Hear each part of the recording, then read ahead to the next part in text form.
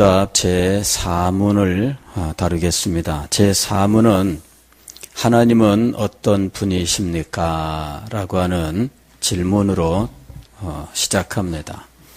제3문에서는 성경이 우리에게 교훈하고 있는 바가 무엇인가 하는 내용이었고, 성경이 우리에게 교훈하고 있는 것은 우리가 하나님을 믿어야 한다는 것, 또 하나님께서 우리에게 요구하시는 삶이 무엇인지, 이제 이 하나님께 대하여 믿어야 할 것과 하나님이 우리에게 요구하시는 이 삶에 대해서 가르치고 있다, 이렇게 대답을 했습니다.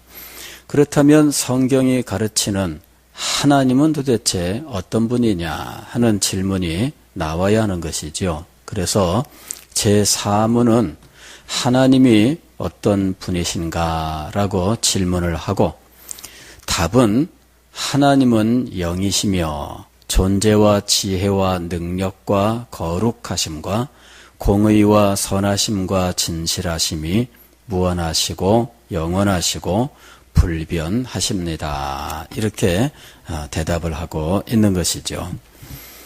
물론 이것이 하나님께 대하여 모든 것을 말씀하고 있는 내용은 아닙니다.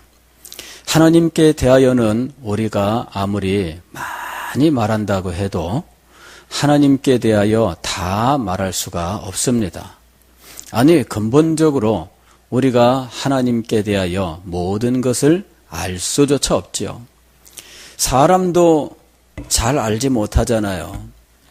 우리가 부부로 평생을 살았다고 해도 지나놓고 보면은 아직도 모르겠다 이러는 일들이 참 많아요. 그렇죠? 난 당신을 아직도 모르겠어 이러는 말들 흔하게 하잖아요.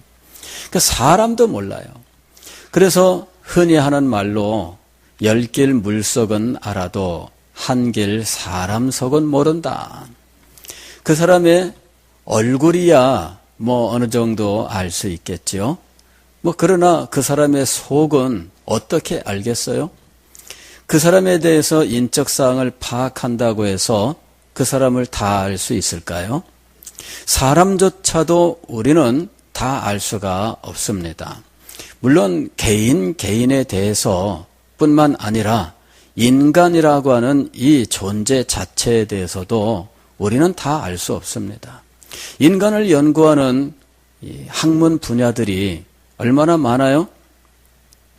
그런 인간에 대하여 연구하는 학문 분야들은 직접적으로는 의학 같은 것도 있겠고요. 또 심리학 같은 것도 있겠고, 인간의 역사를 통해서 인간을 파악하는 방법도 있고, 또 인간이 만들어낸 사상을 통해서 인간을 연구하는 방법도 있습니다. 혹은 인간을 사회적 동물로 파악을 해서 인간의 어떤 인간 관계와 그리고 사회, 인간이 이루어온 이런 국가, 이런 것들을 연구해서 인간이란 무엇인가 이렇게 연구하는 방법도 있습니다. 자, 우리는 이제 이런 것들을 가리켜서 이제 인문주의, 휴머니즘이라고 이야기를 하죠. 혹은 인문학 이런 말로도 이야기를 해요. 이게 모두 다 사람을 연구하는 학문입니다. 사람을 연구하는데 의학은 의학대로, 무슨 심리학은 심리학대로, 혹은 인간의 역사나 혹은 사회학이나 이런 모든 것들이 실상은 이제 인간을 연구하는 거예요. 그러나 그렇게 연구를 해 나가도 인간을 다 알 수 없다 하는 것이 대부분 누구나 인정하는 결론입니다. 그렇다면 하나님께 대하여는 더더군다나 우리가 아무리 연구를 해도 다 알 수 없다라고 하는 것은 다 동의하는 바입니다. 과거의 철학자든지 아니면 신학자든지 어쨌든 하나님에 대하여 인간이 알 수 있는가? 대답은 알 수 없다 이렇게 말하는 사람들, 그 다음에 어느 정도는 알겠지만 하나님을 인간이 이해할 수 있느냐, 이해할 수 없다, 뭐 이렇게 말을 했어요. 주로 이해할 수 없다, 이것이 하나님께 대해서 보이는 첫 번째 반응이고, 두 번째로는 하나님께 대하여는 알 수 없다. 왜냐하면은 인간은 자기 눈으로 보고, 뭐 손으로 만져보고, 뭐 혀로 뭐 이렇게 맛을 보고, 이렇게 경험을 해야 뭔가를 알게 되는데, 하나님께 대하여는 경험할 수가 없다. 그래서 하나님은 알 수 없다, 이렇게 주장한 사람들도 있었습니다. 자, 그러므로 우리는 하나님께 대하여 말한다 혹은 이해한다고 하는 것이 얼마나 어려운지를 알아야 돼요. 또 하나님이 어떤 분이시다 이렇게 말하는 것도 참 어렵다고 하는 사실을 우리가 인정을 해야 됩니다. 과거의 그리스의 철학자 중에 어떤 사람이 인간이란 무엇인가, 그것에 대해서 답을 이렇게 했습니다. 인간이란 두 발로 걸어다니는 털없는 짐승이다, 이렇게 얘기한 거예요. 그 말을 들어보면은 맞지요? 예, 또 두 발로 걸어다니는 털없는 짐승이다. 그게 인간이냐? 그게 인간을 말하는 한 표현일 수는 있지만 그게 인간을 다 말해줄 수 있는가? 그렇지 않습니다.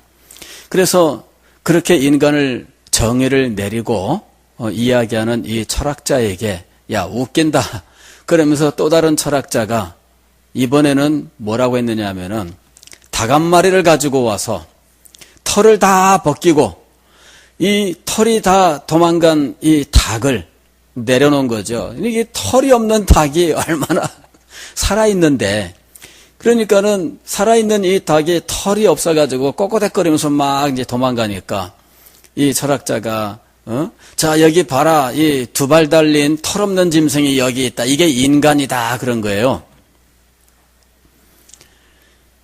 그걸 보고 누가 인간이라 그러겠어요, 그죠? 예, 그런데 두 발로 걷고 있고 털이 없는 거야. 그래서 어떤 정의를 내린다고 하는 것은 참 어렵고요. 근본적인 사실들을 말할 때에는 정의 자체가 불가능한 일들이 비일비재합니다.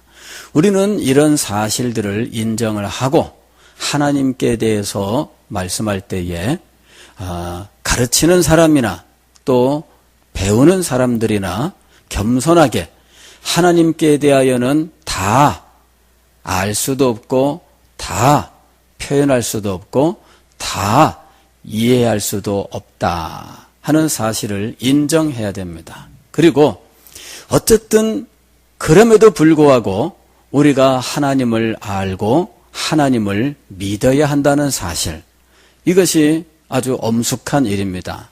그래서 성령께서 우리 가운데 하나님께 대하여 더 많이 알려주시고 더 많이 깨닫고 더 분명하게 믿을 수 있도록 간구하는 것이 중요하다 하는 것입니다. 하나님 앞에 기도하면서 하나님을 알기를 소망해야 됩니다. 자, 우리 요리문답은 하나님께 대하여 어떻게 표현하는가?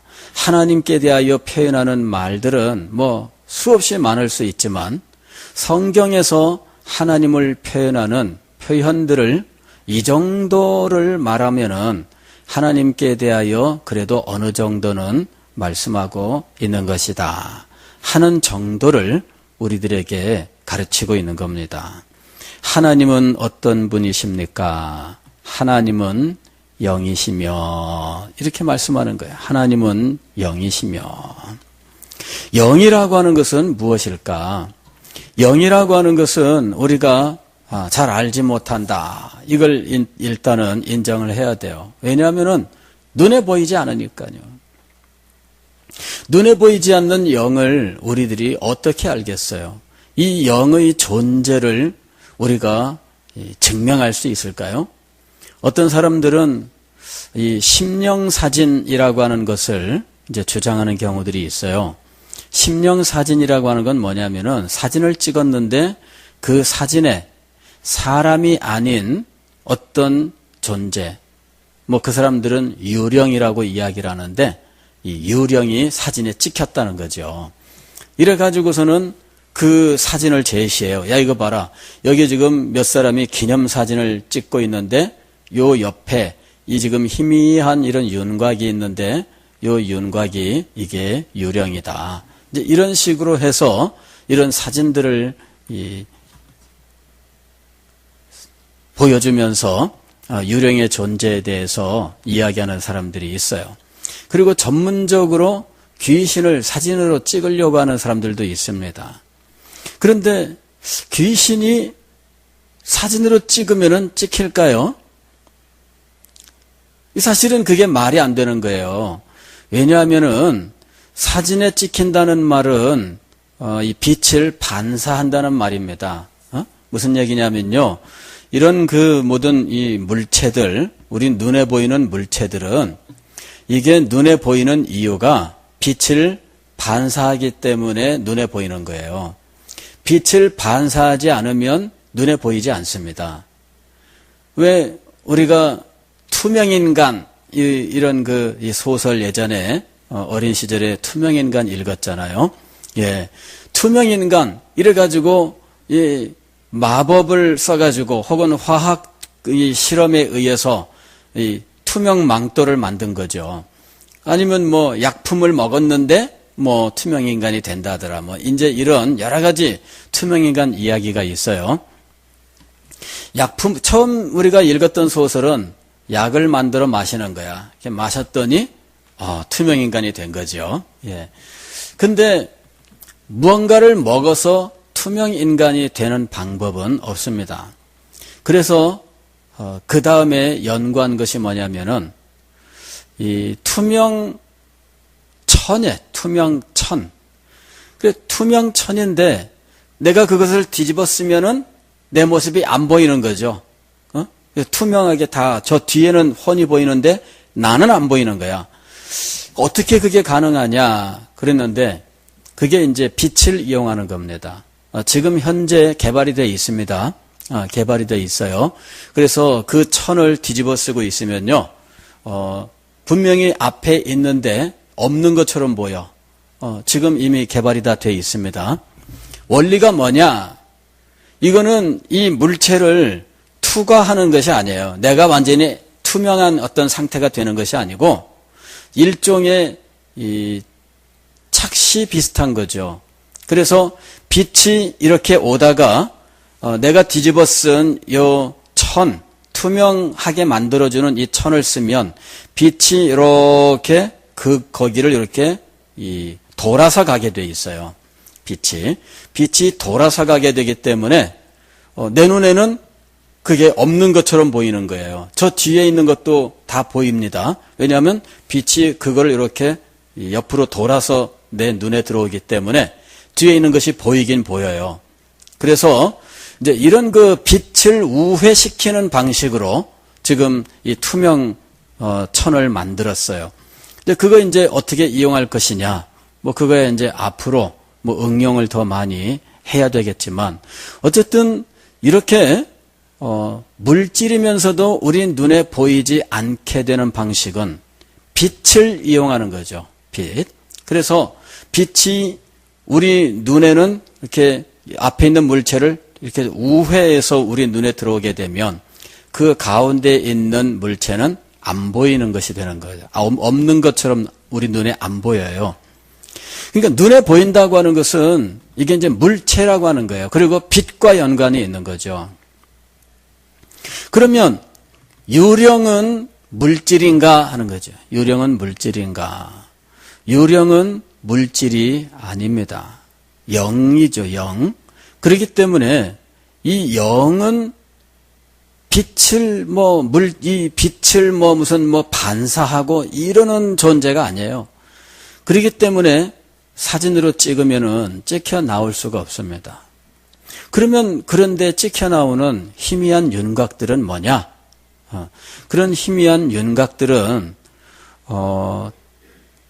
실제 무슨 유령이 찍혔다고 말하기는 어렵습니다. 그런 것들은 가령 그 당시 그 현장에 어떤 환경인지 모르지만 그런 환경 때문에 나타나는 경우들이 많아요. 어떤 그림자가 우연히 그런 식으로 형성되었다든지, 우리 인간은요 전혀 관계없는 것들도 그것을 하나의 형상으로 조합해내는 이런 능력을 갖고 있습니다. 그게 인간 뇌의 작용이에요.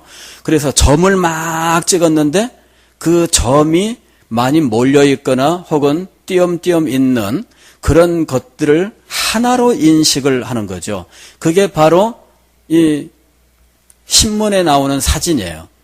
신문의 사진은 수없이 많은 점으로 이루어져 있는 거예요. 그것이 점으로 수없이 찍었어요. 그런데 그렇게 수없이 많이 찍어놓은 점들을 하나의 어떤 그 장면으로 우리가 받아들이는 거죠. 그게 우리 인간의 뇌작용입니다. 그러니까 어디 보면은 이런 거 있잖아요. 우리가 어디 가보게 되면은 예수님의 그 얼굴이라고 하면서 그 흑백이 있는 얼룩덜룩한 뭔가 이렇게 있잖아요. 그리고 어떤 사진사가 사진을 찍었는데 눈이 있는 그 이 땅바닥을 찍었는데 눈과 또 이 눈이 녹은 이 땅바닥과 이것이 어떻게 하더니 예수님의 얼굴로 보인 거예요. 그래가지고 가보면 액자에다가 그 사진 걸어놓은 경우들 우리가 많이 볼 수 있습니다. 그래서 저도 처음에 그게 예수님의 얼굴이래. 그래가지고 이제 그 그림 본 거예요. 근데 예수님의 얼굴같이 보이질 않아요. 까만 거는 땅바닥이고 하얀 거는 눈이라는 거죠. 이 눈이 녹았는데 우연히 예수님의 얼굴 모습이 나타났다는 거예요. 그래가지고 그걸 놓고 이렇게도 보고 이렇게 돌려보기도 하고 이렇게도 보고 이렇게 막 한참을 붙들고 씨름을 했어요. 그러면서 마음속에는 내가 이거를 못 알아보면 믿음이 없는 것 같이 이걸 알아봐야만 내가 예수님을 제대로 믿는 사람인 거야. 그래가지고서는 못 알아보니까는 낙심되는 거 있죠. 내가 이렇게 믿음이 없었나? 근데 그런 거 아닙니다. 예. 쓸데없는데 괜히 그 믿음을 연관시킬 필요가 없습니다. 근데 그게 왜 예수님의 얼굴로 보일까요? 그게 사람의 뇌의 작용이에요. 그게 뇌의 작용입니다. 그래서 사람은 아무 연관이 없는 것도 그냥 하나의 분명한 모습으로 받아들이는 그런 이 뇌의 작용이 있어요. 그게 이제 뇌가 성능이 좋기도 하고 나쁘기도 한 이런 거죠. 그러니까 이 기계는 그거를 하나로 인식하지 못하지만 사람은 하나로 인식하는 거죠. 그런데 하나로 인식하는 능력이 제대로 발휘하지 못하는, 그러니까 아무데나 적용되는 일들이 많은 거죠. 그래서 이게 문제입니다. 그러니까는 이 심령 사진 속에 어떤 윤곽들이 나타날 수는 있는데 그 윤곽을 무엇으로 인식하는 것은 사람의 작용이에요. 그리고 설명을 들으면은 그런 식으로만 보는 그런 어떤 고정관념도 우리의 감각 속에 있다는 거죠. 그래서 영이 찍힌 것이 아니라 실상은 이런저런 빛의 작용입니다. 빛의 작용입니다. 예, 왜냐하면 영은 물질이 아니기 때문에 빛을 반사하거나 그럴 수가 없습니다. 그래서 찍힐 수가 없는 거예요.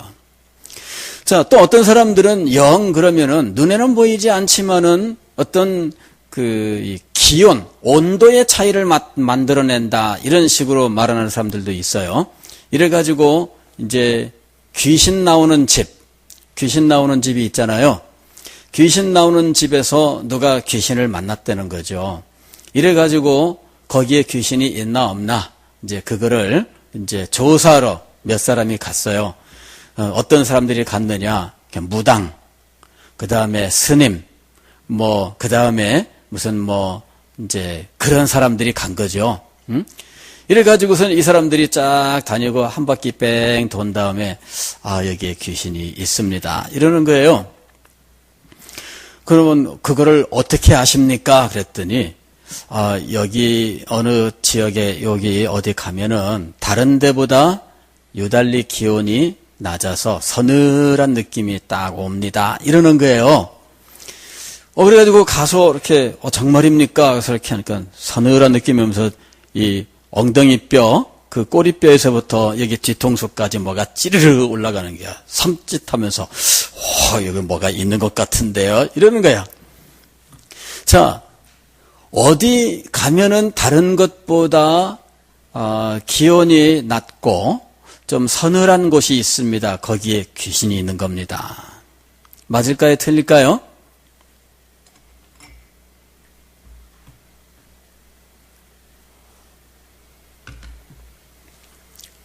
지금 우리가 예배드리는 이 장소도요, 여기 9군데 이 점을 찍어서 여기 이쪽에 셋, 여기 셋, 여기 셋, 9군데를 놓고 온도계를 가지고 기온을 재면 다 다릅니다. 한 장소인데 다 달라요. 그래서 우리도 여기 보면은 유달리 다른 데보다 기온이 낮은 데가 있습니다. 네, 거기는 찬바람이 많이 들어오는 곳이에요. 저는 지난주일에 우리 찬양대 정말 추웠을 겁니다. 그죠? 예, 저기는 난로도 없고, 권사님 춥죠? 거기에. 그러면 저기 귀신 있는 거예요? 다른 데보다 더 춥잖아요. 그러니까 이제 이 사람들이 이 하는 말이 사실은 다 이게 정확하지가 않습니다. 이게 말이 안 되는 이야기를 아주 점잖게 하는 거죠. 그러면은 이 미신 믿는 사람들은 그 말을 믿어요. 한 장소, 한 집이라도 마찬가지예요. 여러분 집에 가서 베란다 쪽에, 거실에서 베란다 쪽에 기온 재보세요. 거기 춥습니다. 예. 이쪽에 주방 쪽에 기온 재보세요. 거기는 훨씬 더 기온이 높습니다. 예. 어느 공간이든지 기온이 몇 도씩 차이가 나요. 1도, 2도 이렇게 기온 차이가 있기 마련입니다. 예. 균이란 기온이 여기나 저기나 똑같다 이러는 공간은 일부러 만들지 않는 한 존재하지 않습니다. 그러니까 뭐 귀신이 여기 있다 저기 있다 사람들이 말하는 이것 자체가 사실은 굉장히 엉터리라는 거죠. 엉터리라는 거죠. 그만큼 우리는 영에 대해서는 우리가 인식하거나 혹은 눈으로 보거나 피부로 느끼거나 그럴 수 있는 거 아닙니다. 즉 하나님은 영이시니라고 이야기했을 때 이 하나님이 물질이 아니다 하는 거죠. 그리고 우리의 눈으로나 혹은 우리의 촉감으로나 우리가 가지고 있는 소위 말하면 오감이라고 불러요. 인간이 어떤 감각할 수 있는 것이 5가지가 있습니다. 눈으로 보고, 코로 냄새를 맡고, 입으로 맛을 보고, 손으로 만져보고, 이러는 귀로 듣고 하는 이것이 오감이에요, 오감. 그런데 이 오감을 가지고서는 확인할 수 없는 것, 이것이 영입니다. 아니, 오감은 인간의 감각이기 때문에 어떤 정도의 어떤 차이는 이 정도의 차이가 있으면 못 느낄 수 있어요. 너무 작은 소리도 못 듣고 인간의 감각이에요. 그러니까 그러한 인간의 감각을 넘어서는 어떤 측정 기구를 동원해도 사실은 영을 알 수 없다는 거죠.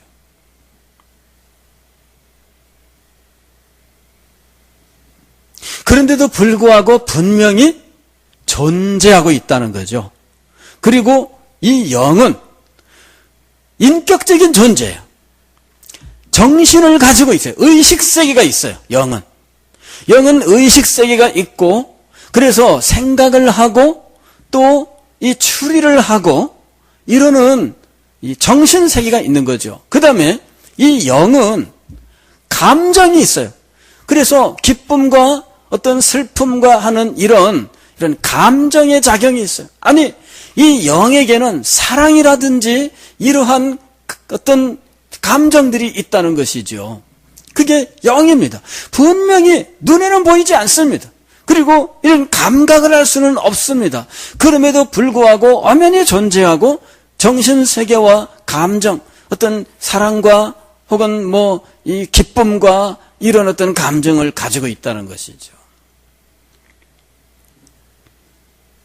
하나님은 영이시니라고 이야기했을 때 우리는 이와 같은 영의 특성을 알고 우리가 이 하나님을 생각해야 된다는 것이죠. 어떤 사람들이 그렇게 얘기하잖아요. 하나님이 계시냐? 계시지. 하나님 한번 데려와봐. 눈에 보이냐? 이런다고.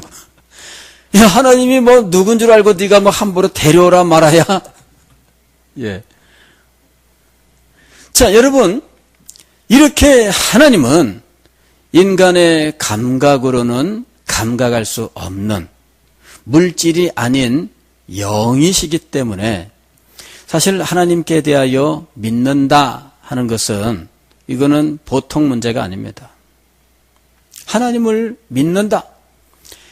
그게 어려운 거예요. 그래서 사람들이 하나님을 믿지 못하는 거죠. 하나님이 존재하시느냐? 하나님이 진짜 존재하시느냐? 이것도 믿을 수가 없는 거예요. 왜? 우리 감각에 다가오는 분이 아니잖아요. 인간의 오감, 눈, 코, 귀, 입, 그 다음에 피부의 감각, 오감이잖아요.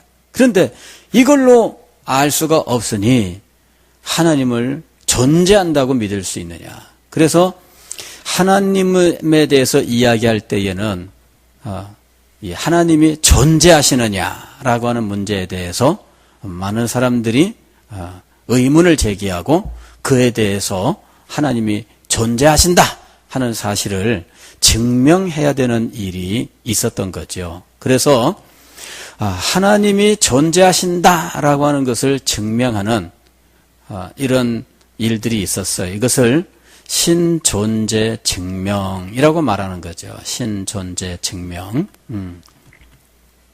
그 신존재 증명 가운데 뭐 간단한 것들은 명칭이 있으면 존재하는 거다. 이렇게 얘기하는 거죠. 하나님이라고 하는 명칭이 있으니까 하나님이 계신 거다. 이름이 있으면 계신 거다. 이런 식으로 이제 증명하는 방법이 있었어요.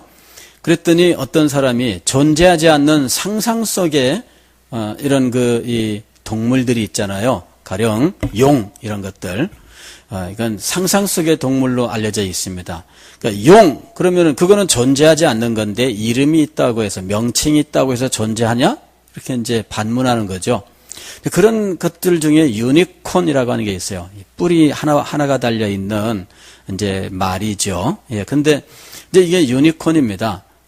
그런데 유니콘은 뭐 이 신화 속에 그리스 신화 속에 등장하는 특별한 동물의 이름인데 그 이제 다들 실제로 이 땅에 존재하는 건 아니다 이렇게 알고 있어요. 그러면 명칭이 있다고 해서 존재하냐? 유니콘이라는 이 명칭이 있으니까 존재하겠네 하고 이제 반문을 한 거죠. 그래서 이 명칭이 있으니까 존재한다 하는 이런 주장은 이제 사실은 반박이 되고 더 이상 주장할 수 없게 되었어요. 그 다음에 또 어떤 사람은 제1원인으로 이제 하나님을 증명하고자 한 거예요. 자, 이 세상에 근거 없이 존재하는 거 없지 않느냐? 너는 너의 아버지 어머니가 있었기 때문에 네가 존재하는 것처럼 또 너희 아버지 어머니는 그 위에 할아버지 할머니가 계셔서 존재했지 않나? 그렇게 해서 거슬러 올라가서 제일 처음 더 이상 거슬러 올라갈 수 없는 제일 처음 존재 제일 처음 존재를 제1원인이라고 부르자. 그러면 그 제1원인이 하나님이다. 이제 이렇게 이제 증명하는 것도 있었어요. 그러면 사람들은 늘 거기에서 더 묻고 싶은 거예요. 제1원인이라고 불렀는데 그 제1원인은 또 누구 때문에 존재하나? 이런 의문. 예.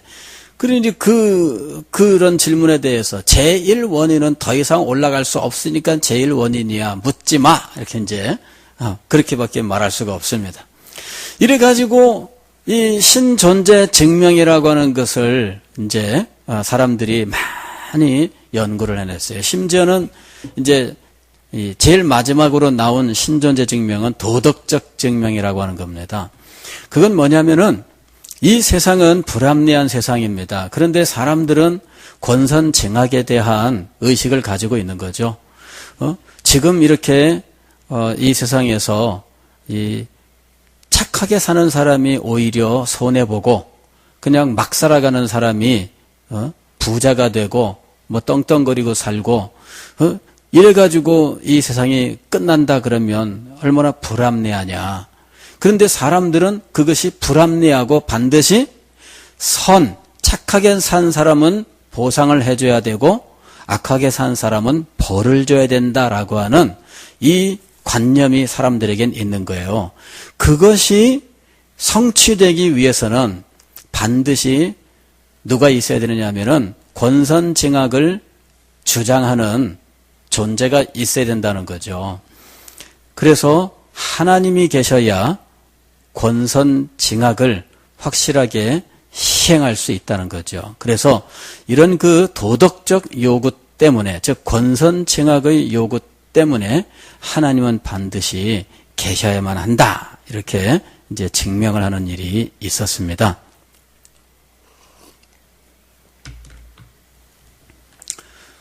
하나님의 존재하심을 인간이 논리로서 증명할 수 있는가?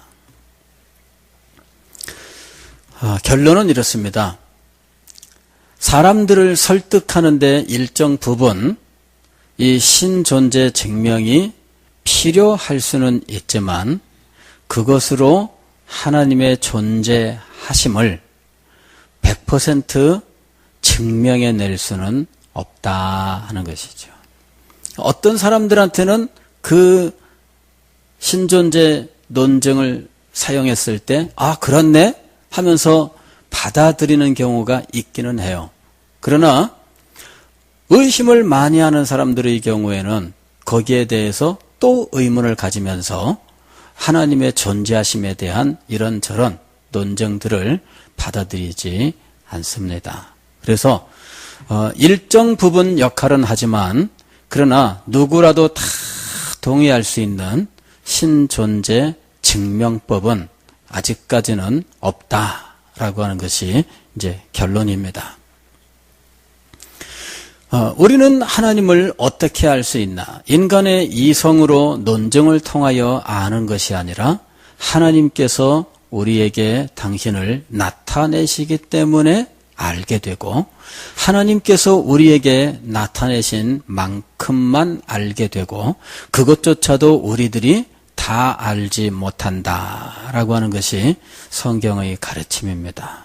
이 한계를 우리가 분명히 알아야 돼요. 자, 그 다음에 하나님이라고 하는 분이 존재하시냐라고 하는 문제는 이제 그렇게 정리를 하고요.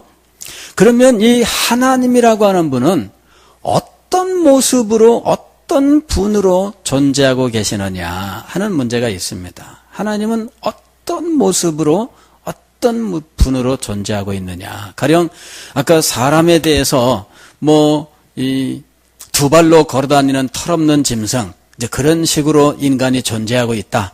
이렇게 이제 설명할 수 있잖아요. 하나님께 대하여는 어떻게 말할 수 있느냐는 거죠. 그럴 때 요리문답은 간단하게 하나님은 영이시다. 이렇게 설명을 한 거예요. 하나님은 영이시다. 그러면 사실은 우리가 이런저런 지식을 통해 아는 것은 영도 수없이 많은데 그렇지 않습니까? 영도 수없이 많은데 그러면은 하나님은 그 수없이 많은 영 중에 하나인가 하는 거죠. 예. 그렇지 않다 하는 거죠. 오늘 이 요리문답은 하나님은 영이시다 이렇게 이야기하고요. 그런데 그 영이신 하나님에 대하여 좀 더 설명을 해요.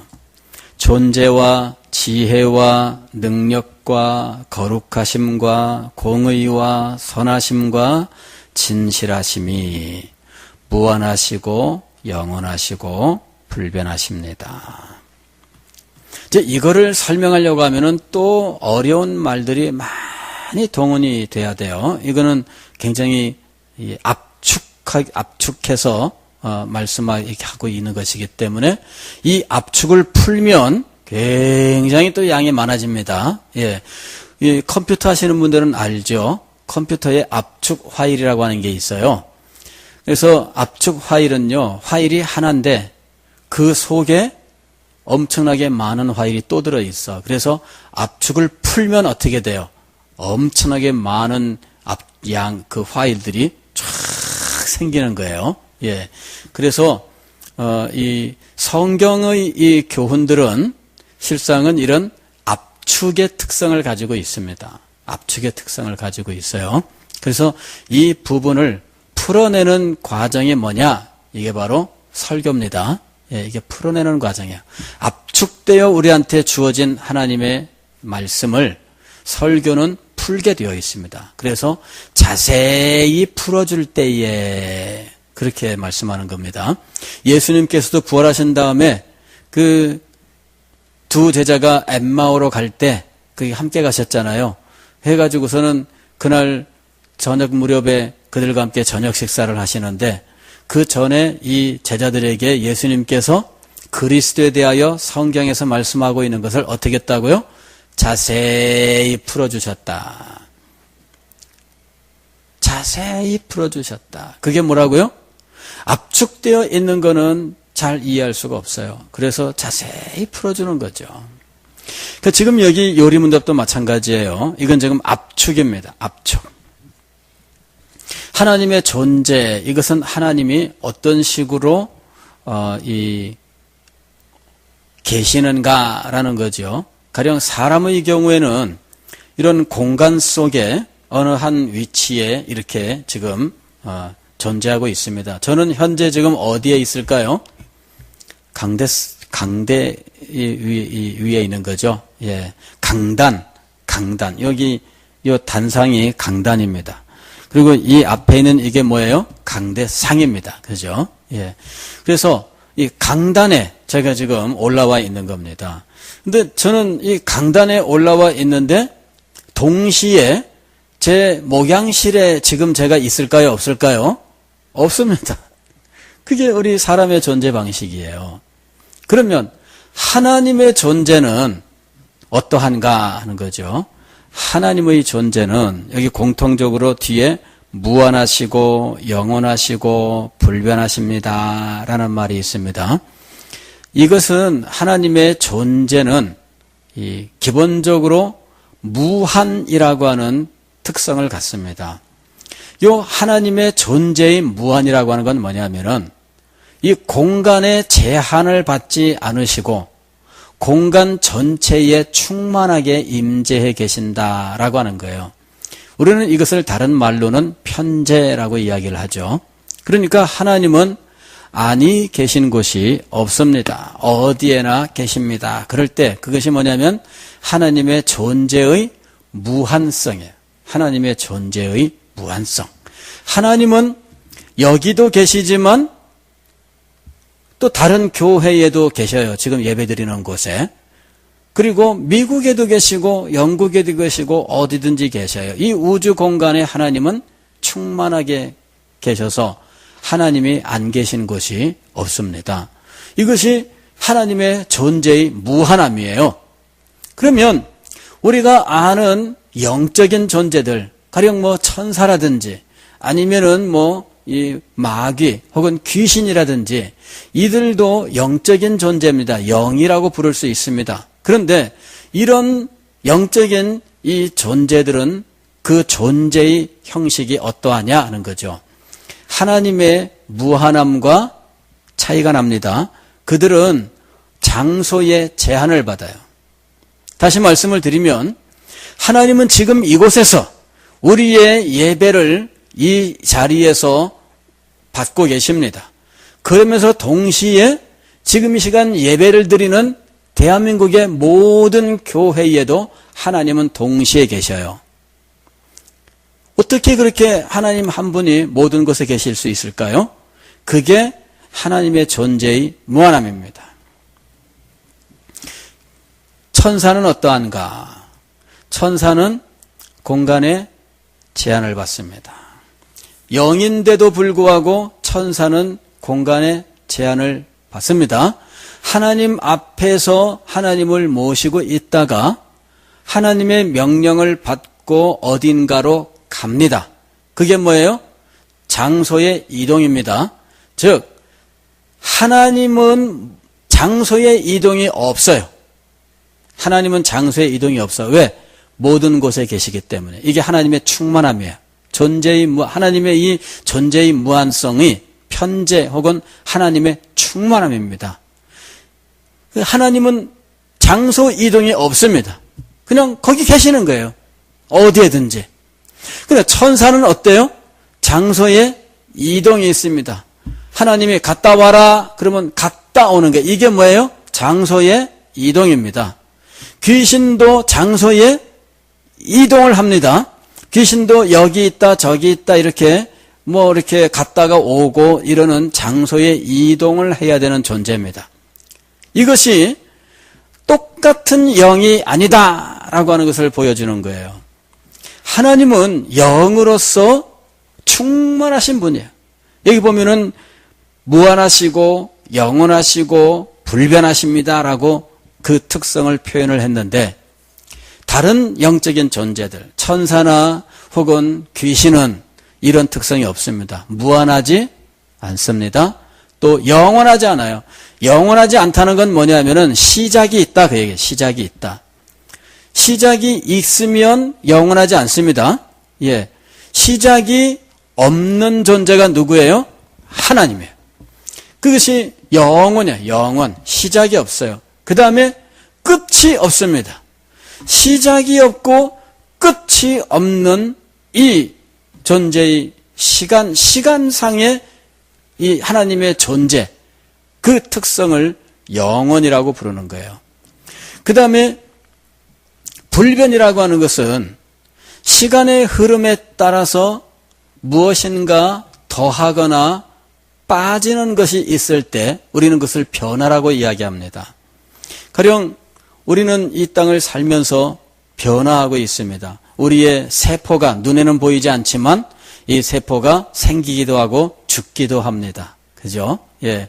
그래서 이 보통은 90일마다 한 번씩 우리는 새로운 존재가 된다 그래요. 세포가 살아있는 기간이 한 90일이래요. 그래서 우리 몸은 90일이면 새로워져요.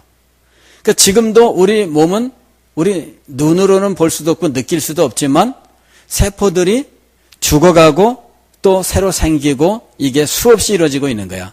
그래서 우리는 변하고 있습니다. 계속. 아니 외적으로 봐도 마찬가지 아니에요? 저도 예전에는 정말 흰머리도 없고 아주 까만 머리였는데 요새는 흰머리가 있어요. 예. 목사님 머리도 까맣고 흰머리가 없네요. 그러는데 있습니다. 많지는 않지만.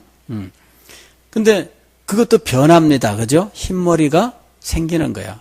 검은 머리가 흰머리로 변하는 거죠. 그런데 인간은 이런 변화가 있어요. 또 인간은 그 모든 그 지혜라든지 이런 것들도 계속 변합니다. 예.